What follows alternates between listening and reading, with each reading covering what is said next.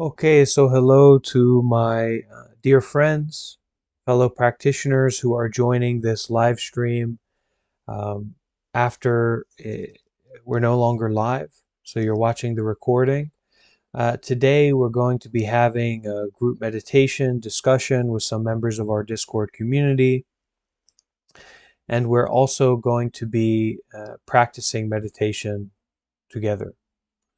Um, So, if you would like to listen to some Zen teachings to join us for meditation and discussion, please do consider to move ahead to the 15-minute mark. That's when we're going to officially begin for this event. And so, for the next 15 minutes, we'll just be giving people time and space to join in. And then at the 15-minute mark, that's when we will officially begin.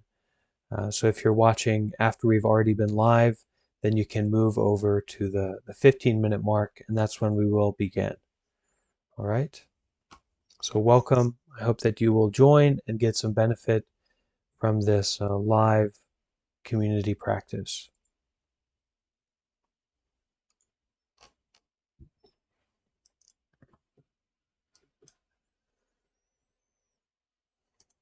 Oh, hello, Mei Li.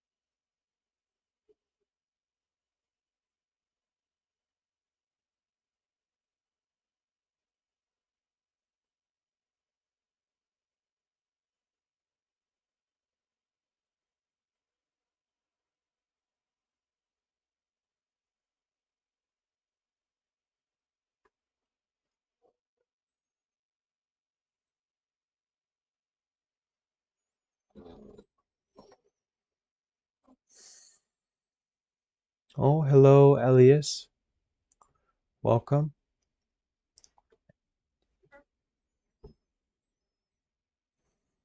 We'll be waiting around for another 10 minutes to give people time to join in. So if you want to make some tea or light some incense, you definitely have the time to do exactly that.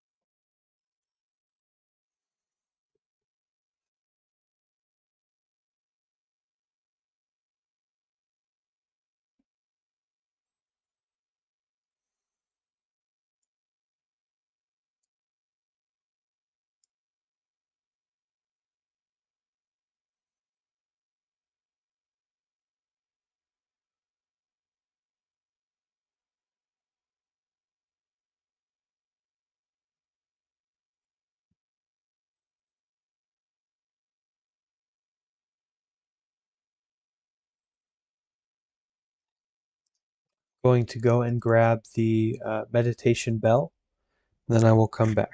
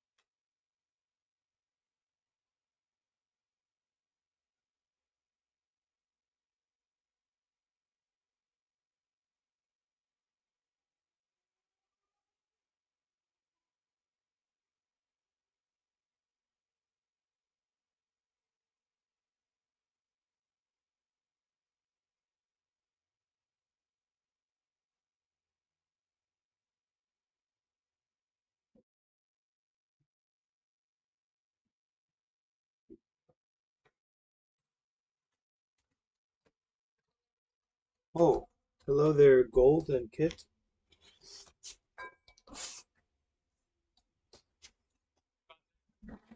Oh, I can't hear you just yet. One moment, and I'll be able to hear you.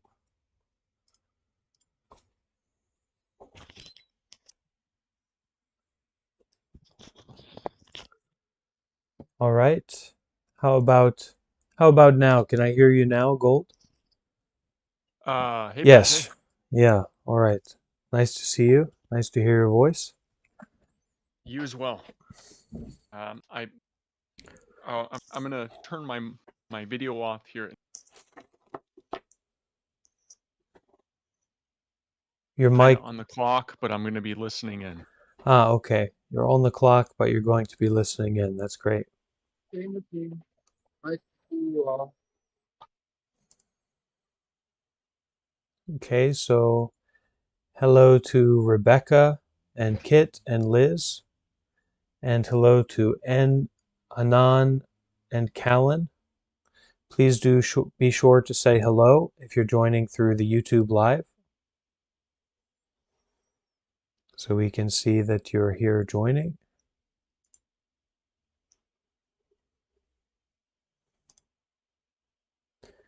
And Kit, your sound was a little bit broken up there. I couldn't hear so well.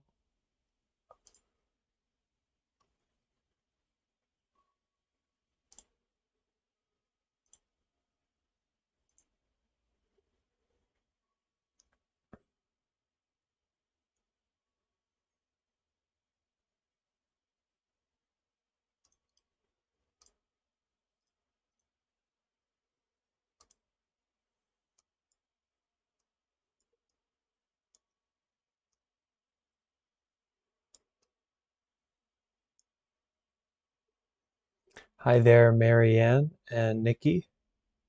Welcome.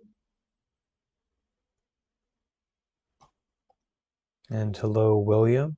Glad that you're here. Hi. Hi, thank you.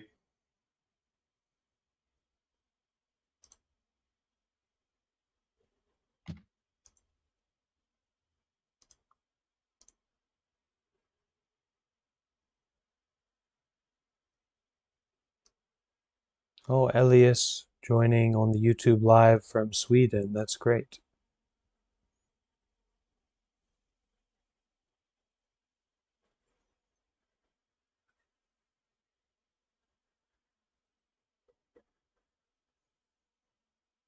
So we will officially start in 5 minutes, and we will start with a little short meditation, and then we'll get into our reading, which today is a reading from a Zen master, a Zen teacher, Yuan Wu, from many hundreds and hundreds of years ago. This ancient Chinese Zen master who taught about the nature of reality, the nature of a truth or enlightenment. So, should be a nice time, very informative.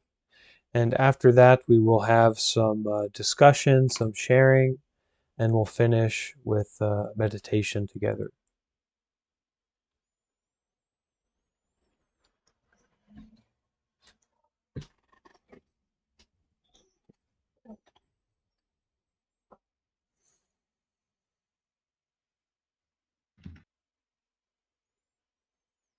Hello, Sammy and Christina.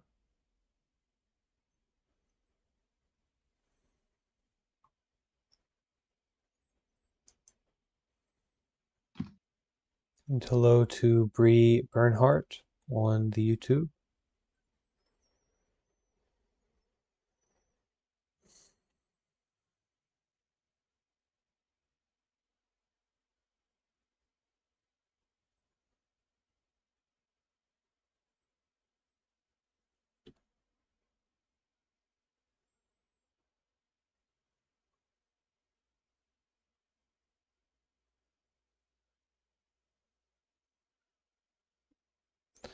Hey there, Asha.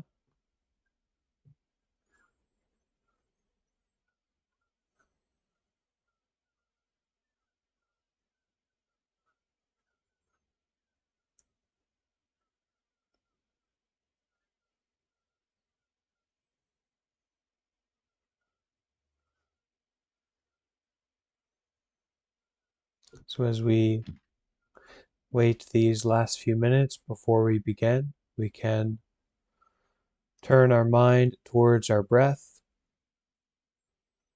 just breathing, just being aware, really settling in,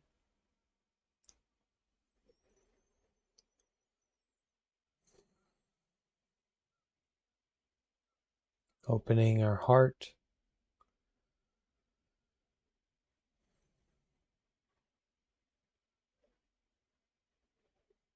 and starting to show up breath by breath to this practice.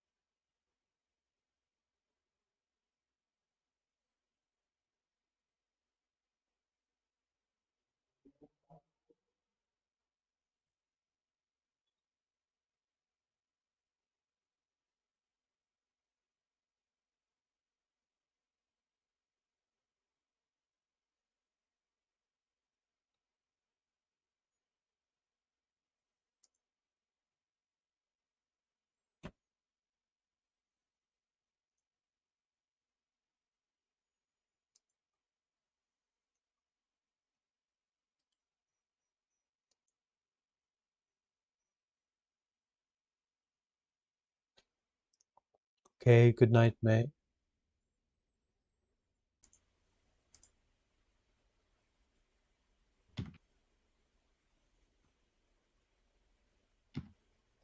Gold, you having some keyboard sounds coming through, so maybe you could go on and push to talk. Oh, It's so all sorry. right.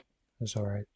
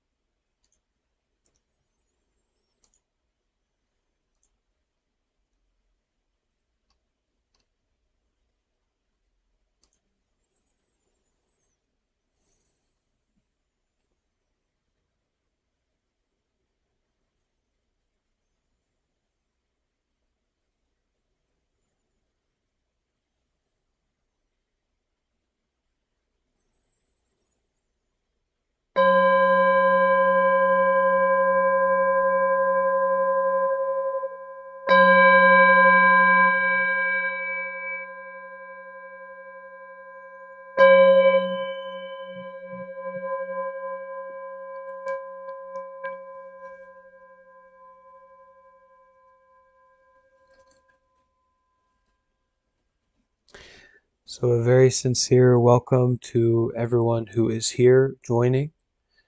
Um, you are at the right time and the right place to listen to some teachings on Zen Buddhism and to practice meditation.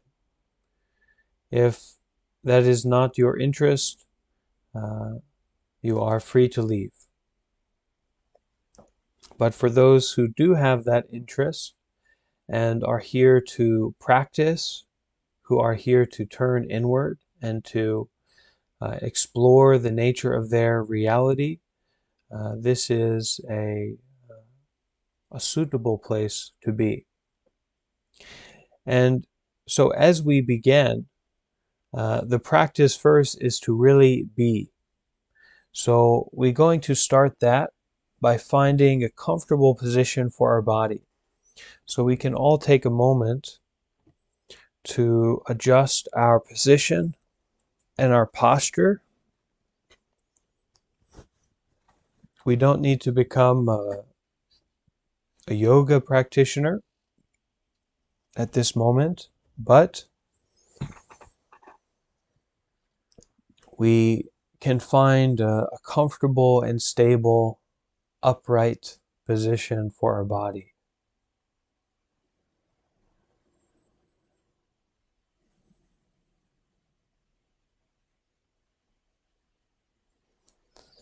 And as we find that comfortable, upright position, we can begin to bring some attention, to bring some awareness onto our breath.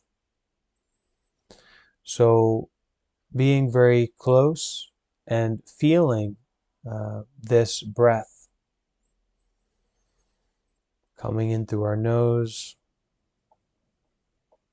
and going out.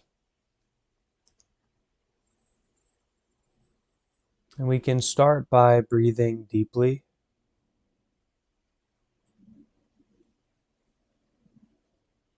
putting a lot of sincerity, a lot of focus onto our breath.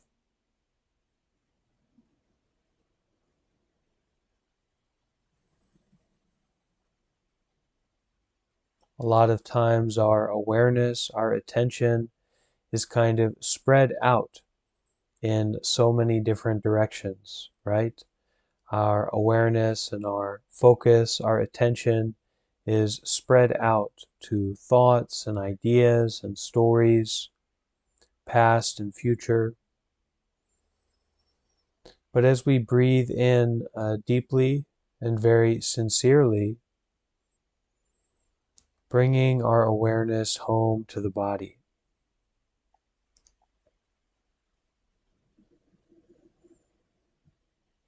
Breathing in our mind.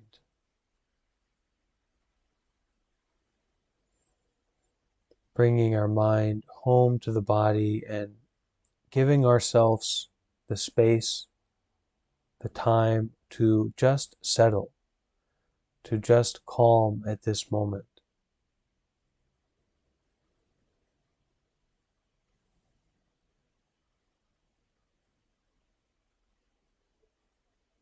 Not to figure anything out, not to be involved with any kind of outside activities, but to breathe in deeply and bring our life home to the body. Bring our awareness, ourselves, to just this sitting here and breathing, just this sitting here and being aware.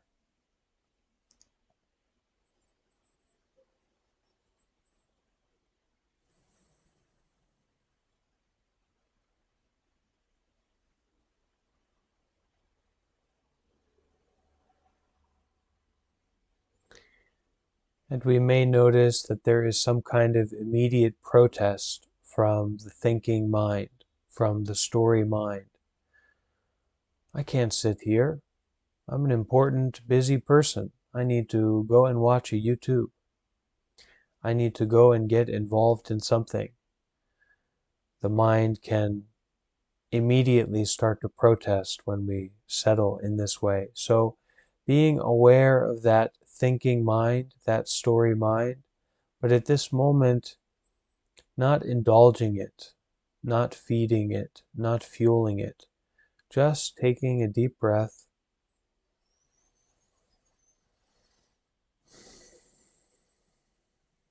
bringing the mind home to the body and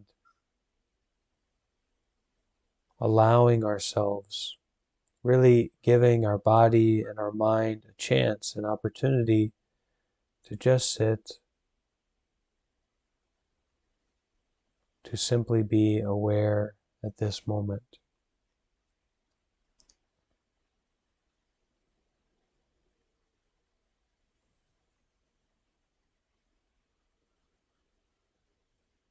Really feeling this experience of having a body.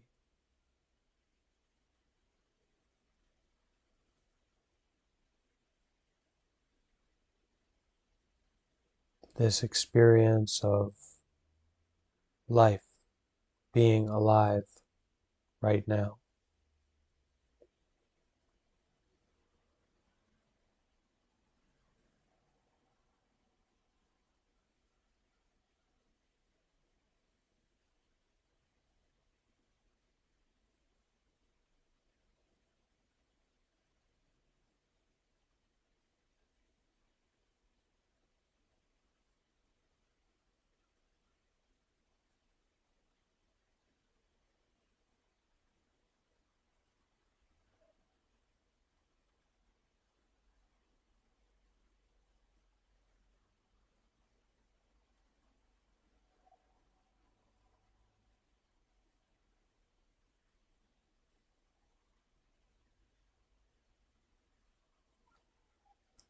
And so we find ourselves in this position of presence,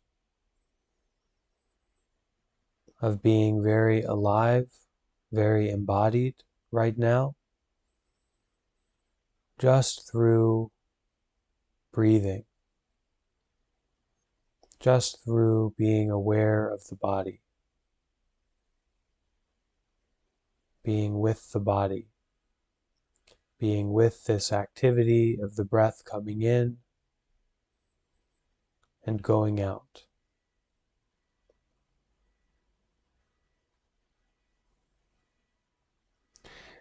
And so as we listen to, as we discuss, as we go through our reading today, this Zen Buddhist mystical enlightenment teaching, the practice is not to listen from our intellectual mind. The practice is not to listen from our story-based mind, but to listen from the heart, to listen from the body, and to be with the teachings, to open ourselves up to this wisdom. And who knows, maybe it's not wise. Maybe it's not what we are interested in. But to try it out, to check, we have to open our heart, to open our breath, to be very, very close with this experience of reality right now. No need to chit-chat to ourselves. No need to go anywhere else. But for these moments to just sit, to just be here, to listen wholeheartedly and see what comes up, see what we notice.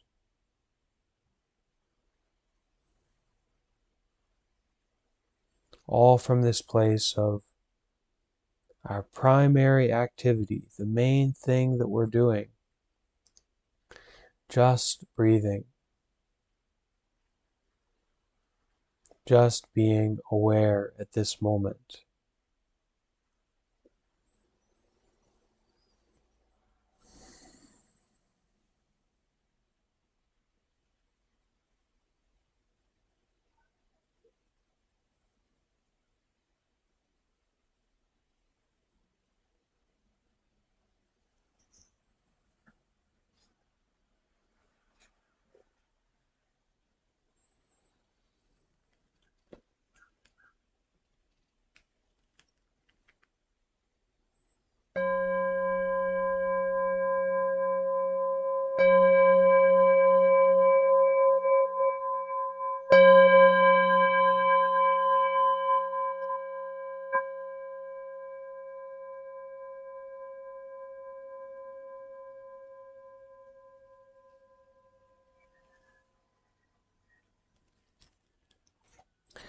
Okay, so let's start with our reading.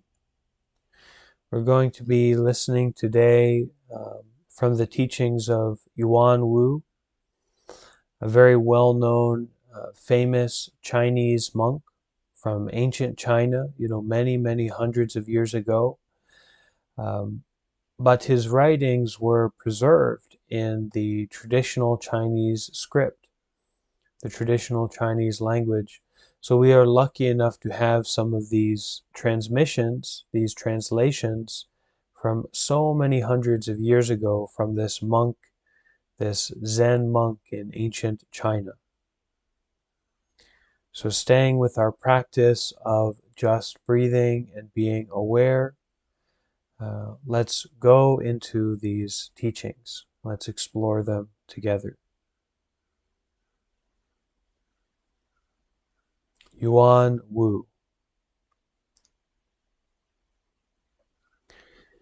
Everyone is adequate. Every individual is complete. Just seek in yourself. Don't seek from others. Why? Seeking from others pertains to another. If you abandon yourself to follow another, you are far from the way.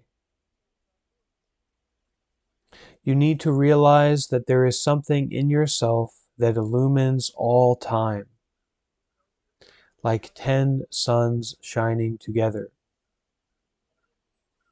So when we practice a meditation, when we turn inward, we do have to have this kind of encouragement, this kind of inspiration, this mind of awakening, this Bodhi mind, this awakening mind, to encourage us, to inspire us. Otherwise, when we hold two hands side by side and one hand has chocolate cake and the other hand has meditation, we will only choose chocolate cake.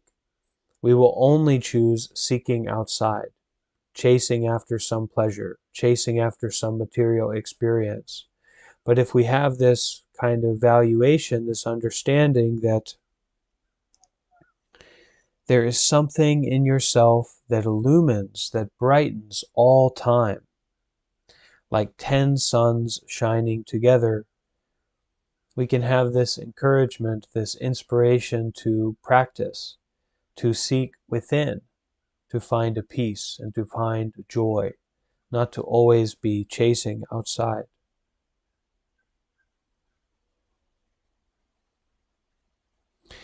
It is just that false ideas of time immemorial are dense and thick, clouding and blocking your own mind. When you look back, there is boundless darkness. But when it comes to the various sounds and forms of worldly cognition and perception, the moment they appear before you, they are all clearly comprehended.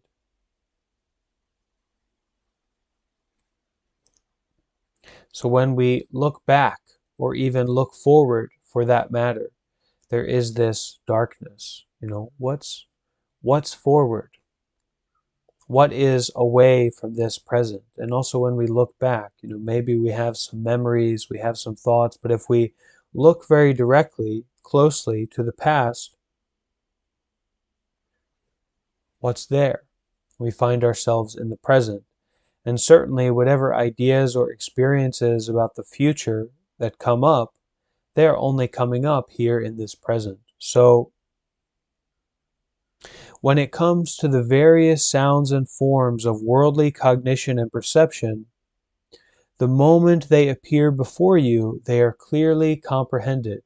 So this is experiencing only, experiencing without effort, seeing clearly, seeing directly at this moment. There's no contrivance, there's no complicated thinking, there's no story, there's no narrative, there's nothing to buy or sell.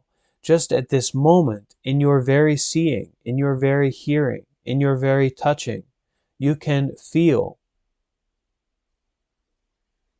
clarity, the source of awareness, the source of reality. Not by looking for the past or looking for the future, but just this. You can see it, you can experience it.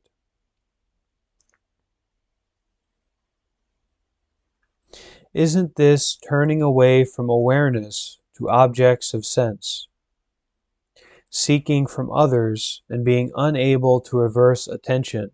So isn't this situation, we can say, of always looking to the future, always looking to the past, trying to get something? Isn't it a kind of turning away from our direct awareness right here, right now?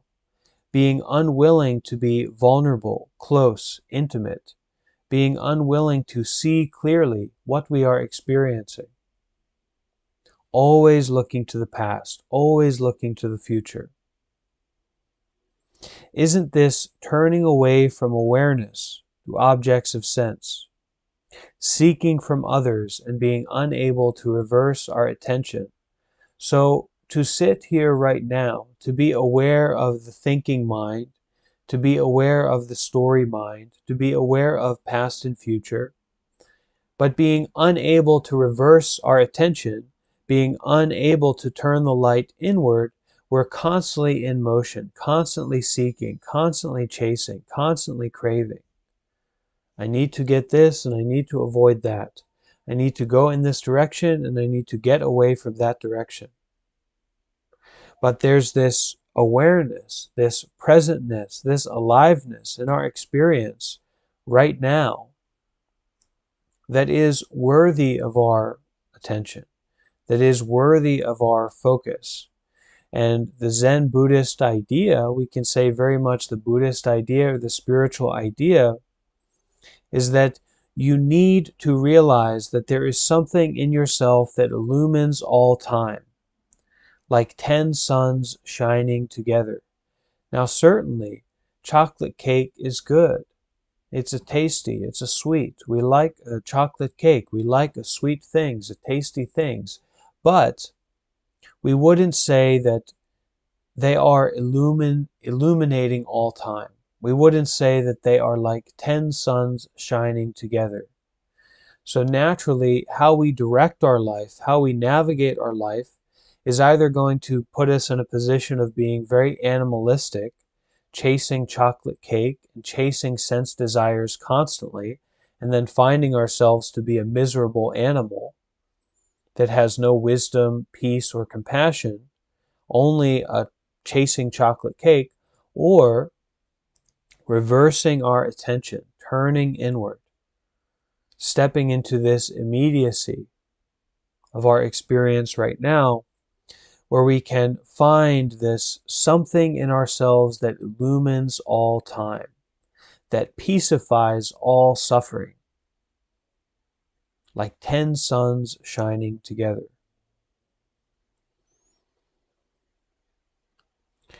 Now, about the expedients expressed by the countless words of Buddhas and masters since ancient times, what do they clarify? So now about the various methods, the various ways of teachings and encouragements throughout time by Buddhas and masters, enlightened ones. What do they clarify? What do they make clear? It is just that you contrive intellectual brilliance and make judgments and comparisons affected by opinions, thoughts, and conceptual assessments that you produce. Having confused your original self, having confused your direct experience now, you set up subject and object, you set up self and other, manifestation and knowledge, affirmation and negation. All mixed up, you cannot get free. So it is just that we contrive, that we extrapolate, that we add on more and more and more complicated intellectual ideas, judgments, and comparisons that are constantly affected by opinions, thoughts, and conceptual assessments, conceptual frameworks, that we find ourselves to be all mixed up, all confused, all complicated. We couldn't be close with our breath. We couldn't practice just breathing and being aware because we're in this deep state of complicatedness. Running around, jumping around. We couldn't to stop. We couldn't to have any peace. We could barely listen to someone. We could barely be kind to someone because we're so contrived, we're so complicated in our mind. So all of the spiritual teachings from the Buddhas and these enlightened masters, what do they clarify? They simply clarify that all of this intellectual brilliance, judgments and comparisons, conceptual thoughts and opinions, through them you have confused your original self. You have confused your direct, immediate, open experience right now.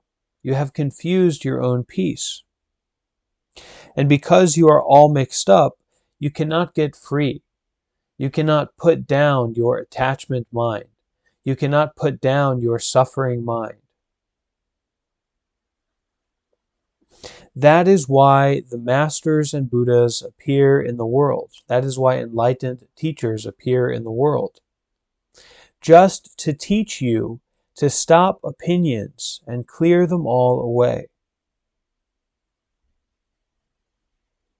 Now tell me, how do you stop? Directly be as if letting go off a precipice, giving up your life, giving up perception and cognition, giving up awakening, enlightenment, and thusness, giving up liberation. Whether pure or defiled, give it up all at once, making yourself clean and naked, bare and untrammeled. So at this very moment, through, let's say, just breathing, just being aware, to let go off a precipice, to let go off of the cliff of your life up until now. Give up your life. Give up perception and cognition. Give up understanding. Give up awakening, enlightenment, and suchness and liberation. Whether what you experience is pure or defiled, good or bad, an enlightened experience or a horrible base experience, whatever it is, give it up all at once, making yourself clean and naked, bare and untrammeled. Then you will spontaneously understand 1,000 on hearing one.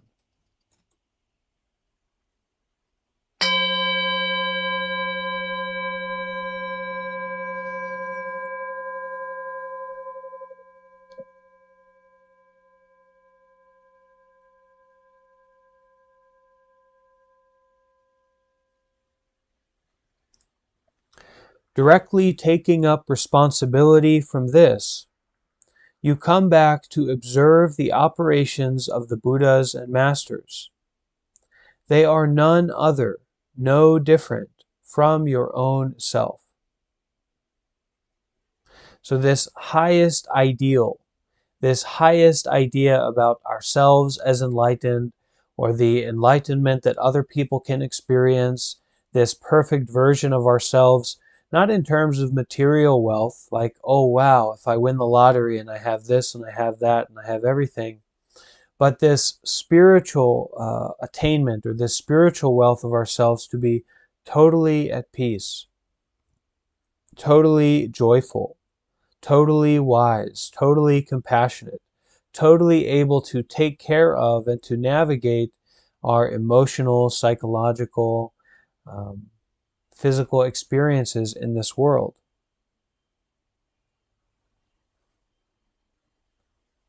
Spontaneously understanding 1,000 upon hearing one. Spontaneously understanding the very nature of our being, the nature of reality and all phenomena. Simply through the sound of a bell. Directly taking up responsibility from this, putting yourself in this position of understanding, you come back to observe the operations of these enlightened beings, teachers, Buddhas, masters. They are none other, no different from your own self. Even in a bustling city, the transactions of the people, even the sighing of the wind and the chatter of birds are not separate from yourself. And so this is not an idea about, oh, I'm one with the universe, I am one with the birds.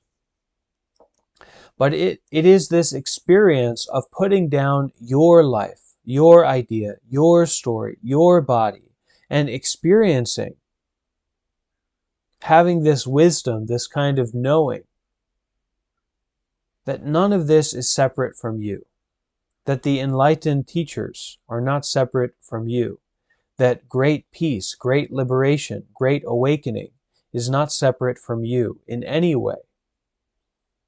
The birds are not separate from you in any way.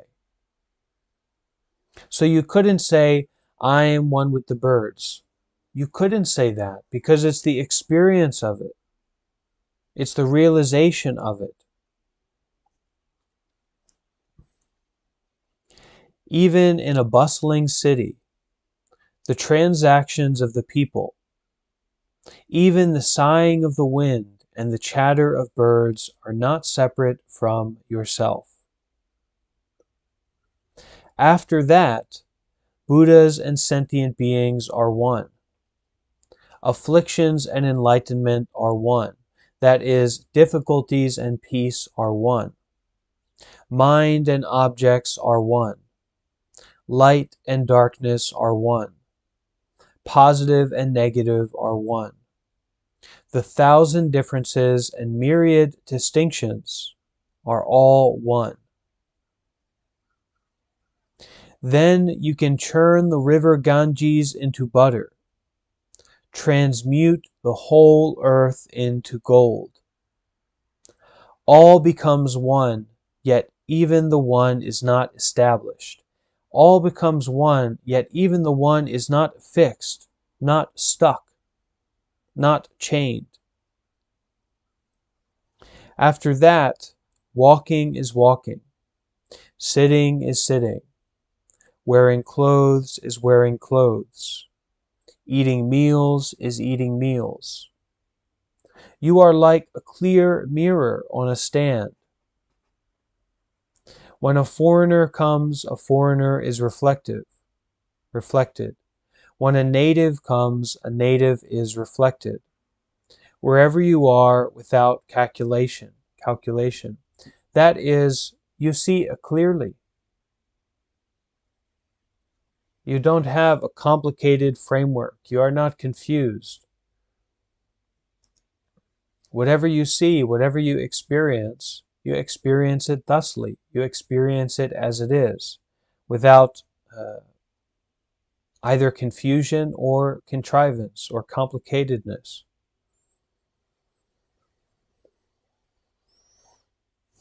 Therefore, all circumstances may suddenly come upon you, yet they don't disturb your spirit. 1,000 difficulties may variously confront you, but they don't affect your thought. Can this be assessed by crude and shallow worldly knowledge and perception? This is an extremely subtle condition. Students of the way, students on the path, may concentrate single-mindedly for 10 or 20 years and still not get through to it, while some may understand it as soon as they hear of it.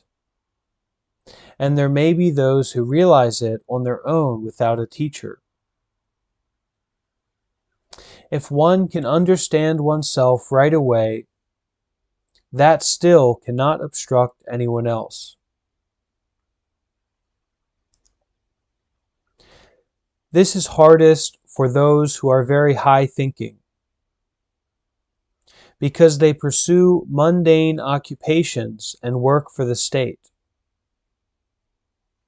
That is why it is comparatively difficult for them to awaken. But those who attain are fundamentally no different in themselves. If you are someone as yet unable to comprehend, you need a keenness of faculties and nature. Look right where you are, and you will comprehend once you hear.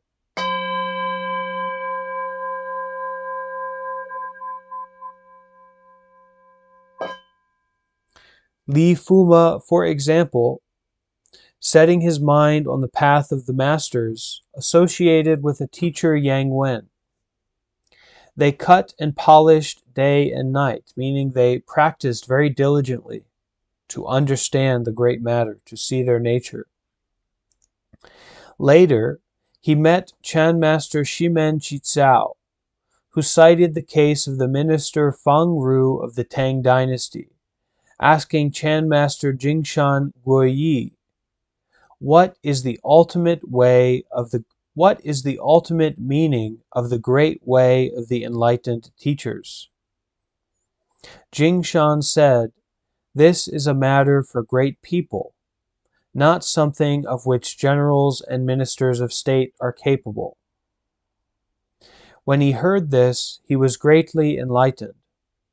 Afterwards, he composed a verse saying, "To learn the way, you must be made of iron. Get a hold of the mind, and it will be settled. Head directly for unexcelled enlightenment.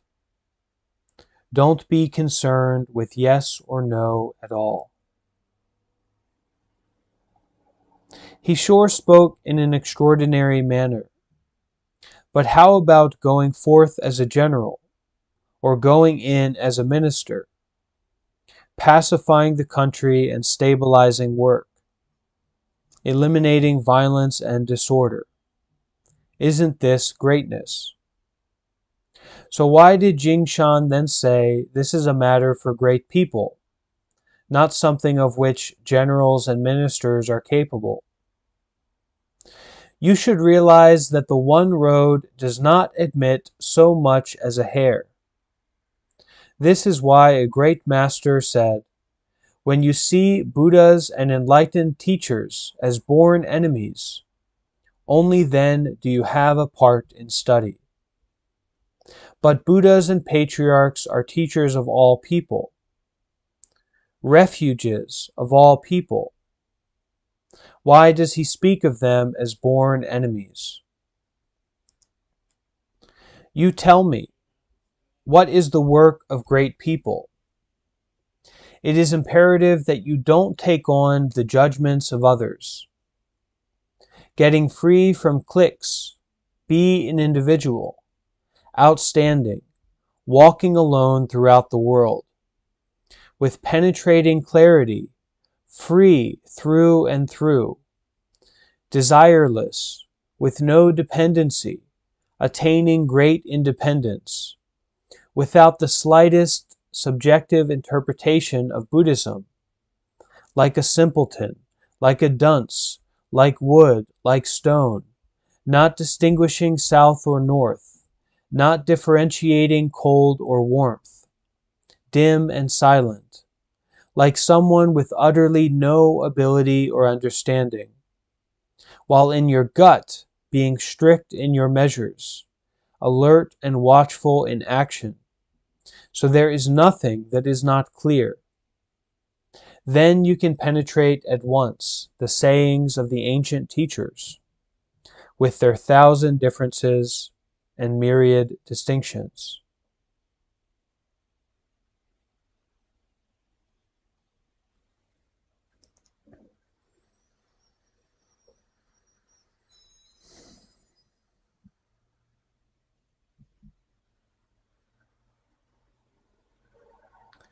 Anyone like to share about what we've read so far?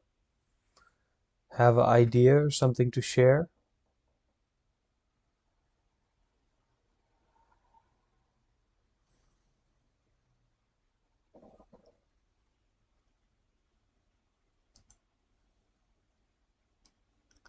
Or a question of some kind?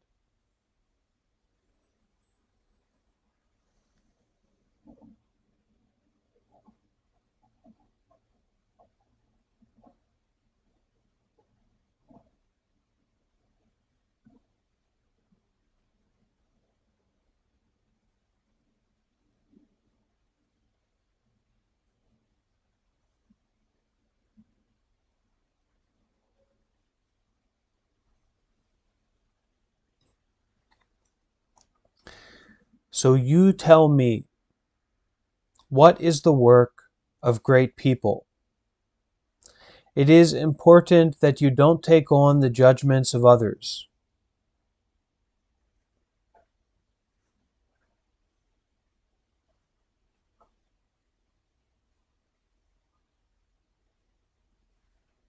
Getting free from cliches. Be an individual, outstanding, walking alone throughout the world, independently, step by step, moment by moment, just being here, not relying on any idea, story, or outside person. with a penetrating clarity, seeing clearly, this moment, hearing clearly.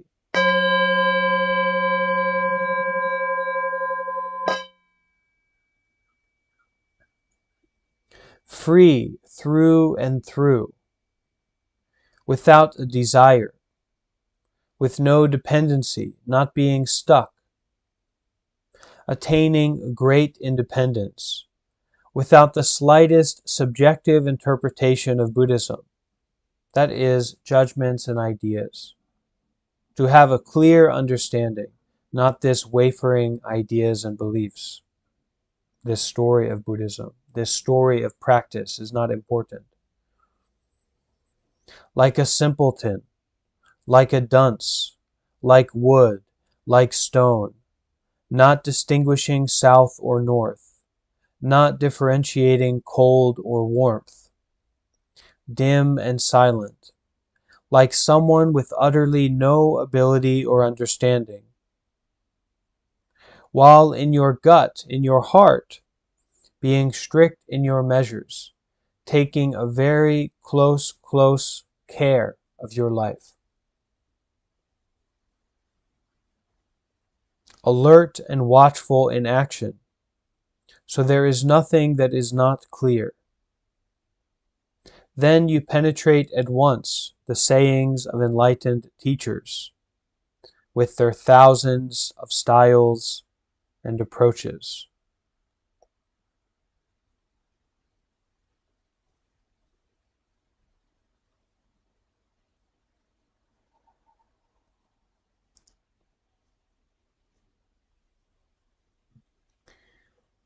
As for people who have not arrived at this state, you need to be able to turn to a bag of antiques. Level the high and reach out to the low for the sake of others. Try to be skillful. For example, in olden times, when the minister Yu Di went out to take over the garrison of Xiangyang, he was cruel in punishment, executing all offenders. Then he read the scripture of the Bodhisattva of compassion and had doubts. So this brutal general, this brutal minister executing many people and then reading this scripture, this teaching on compassion, and had doubts about his activities. One day he called on Zen master Dao Tong of Violet Jade Mountain and asked, "What is the black wind blowing the boat down into the land of demons?" Raising his voice, the master said, "You lackey, why do you ask such a thing?" Hearing this, Yu was enraged. The master then said, "This is precisely the black wind blowing the boat down into the land of demons." Yu Di thereupon got to insight, had a understanding, an experience, had a wisdom. You tell me. When he asked the Zen master this question, why did the master answer him this way? He was bringing out his basic ignorance, pointing it out to him as it appeared, undoubtedly skillfully. Nevertheless, that was not as good as it would have been if his follow-up statement were not needed, and he had followed him up breaking in two. Then he'd have some breath of a patrobe monk. When he went so far as to point out the answer for him, this was an expedient massage. Massage or message. Maybe there's a spelling error.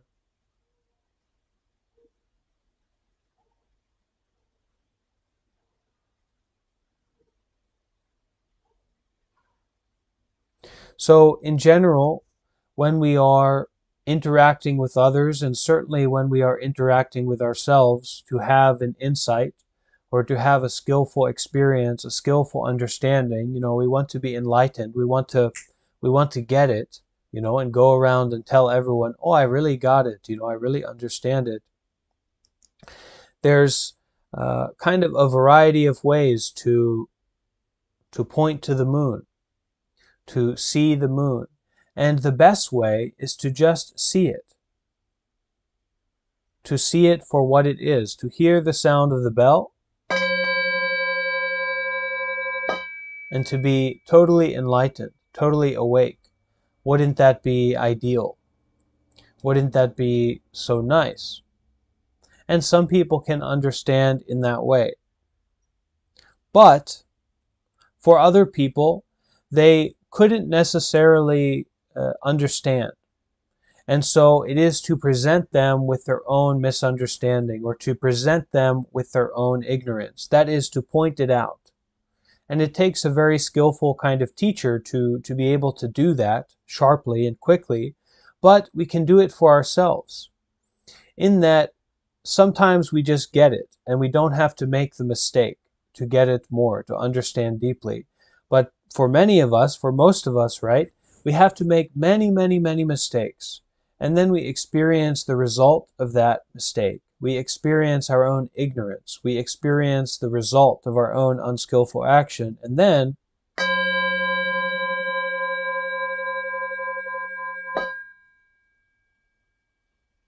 hopefully we get it. But for people of an even different potential, we don't get it then either. And so we don't get it when we see it. We don't get it when we are told about it, or when it is pointed out to us. And then for some people, we still don't get it. It's pointed out to us. We see it clearly. We know about it. This is an unskillful activity. This is an unskillful actions. But we still don't understand. And so at that point, it is to encourage, to guide. We have many different avenues and teachings and beliefs.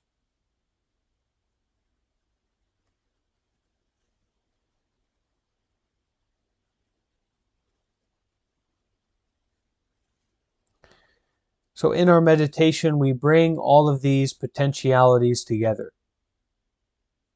We come together as some people who get it, some people who get it when they make a mistake, and some people who they just continue to work, getting it, trying to understand more and more, to be skillful. And those people of a certain way need a lot of encouragement, a lot of guidance, a lot of belief, a lot of story to walk the path, to encourage them to live in a skillful way. You kind of have to keep after it, right? 10,000 scrolls, 10,000 beliefs, 10,000 ideas, all to help us live in a skillful life. And for some people, just one idea is enough. And for others, the sound of the bell rings true. So does anyone have any questions or want to share their experience?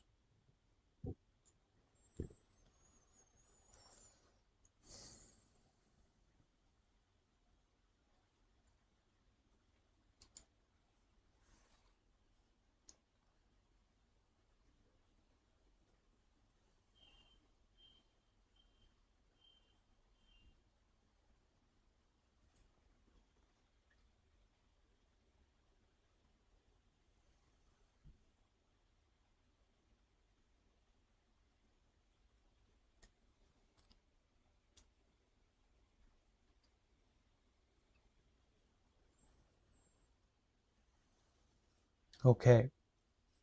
So let's take a moment to adjust our position. Let's take a moment to adjust our posture. And we are going to, hey there, Hunter, welcome. We're going to go ahead and step into our group meditation practice.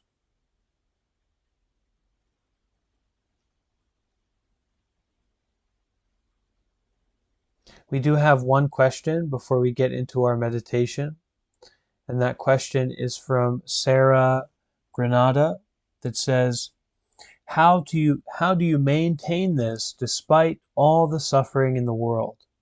I try to see the world using a child's mind, but it's hard to detach, I suppose. Well, don't worry about getting it. Don't worry about detaching. Don't worry about maintaining this, because it doesn't need to be maintained. This is the way that things are. This just breathing. This just being aware. And so in our meditation, it is not that we are working to maintain this, but it's that we are being with this. The way of things, the way that things are right now. This original mind, this child's mind. We couldn't get rid of it. We couldn't throw it away. But we also couldn't get it. We couldn't hang on to it. We couldn't attach to it. It's not possible. So we bring a kind of consistency into our life, and this consistency is being with the ordinary mind. Because this ordinary mind does not attach to anything. It couldn't. It's not sticky. This impermanence is pervasive throughout our mind. So whatever we experience is going to pass away. All that suffering, all that fear, joy, that idea of wanting to get it or not, it's all going to pass away. So we don't need to try and get it, to hold onto it. Just this breathing and being aware. Just this ordinary mind at this moment.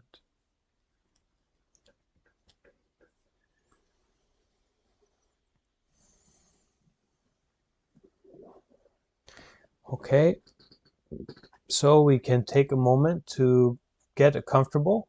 Make sure that we are comfortable in our meditation position.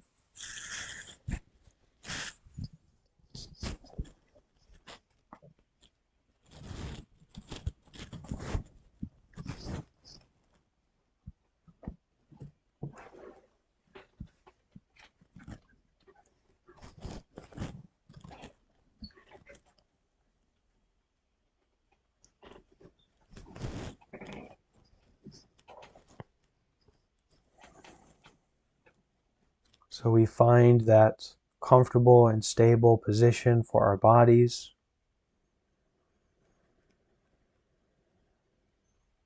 We begin to breathe very sincerely, very deeply.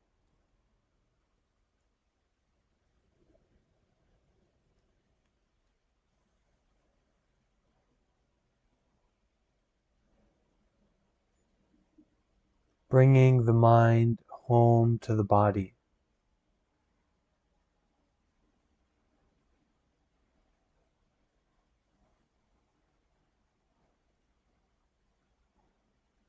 Breathing and being aware.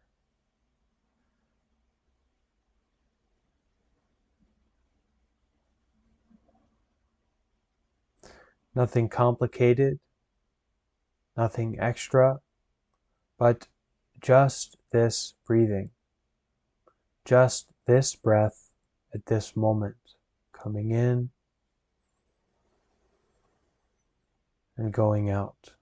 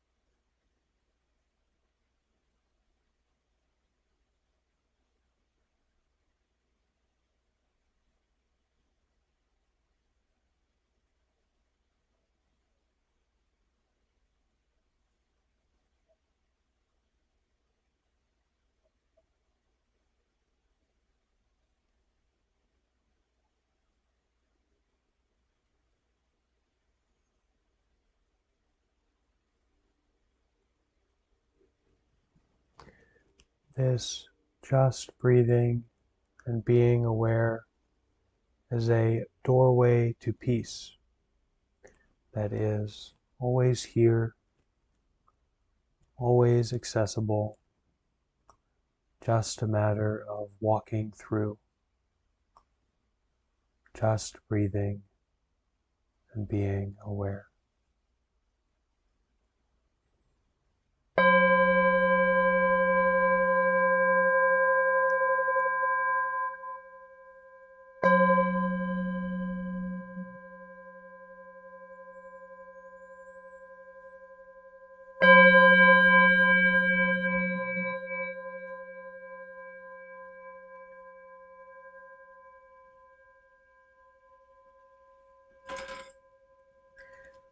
Okay, thank you so much everyone for joining.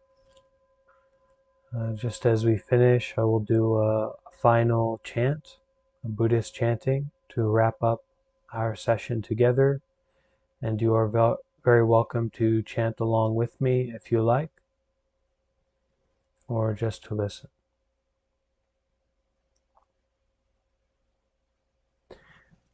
Namo tassa bhagavato arahato samma sambuddhassa. Namo tassa bhagavato arahato samma sambuddhassa. Namo tassa bhagavato arahato samma sambuddhassa. Sadhu.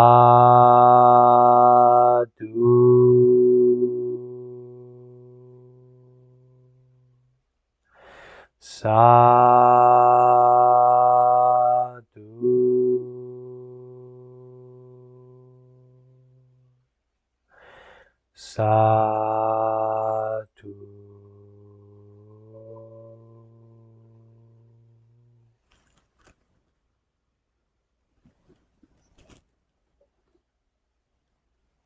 Okay.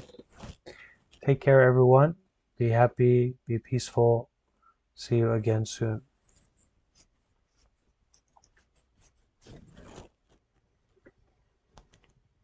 Thank you, Bante.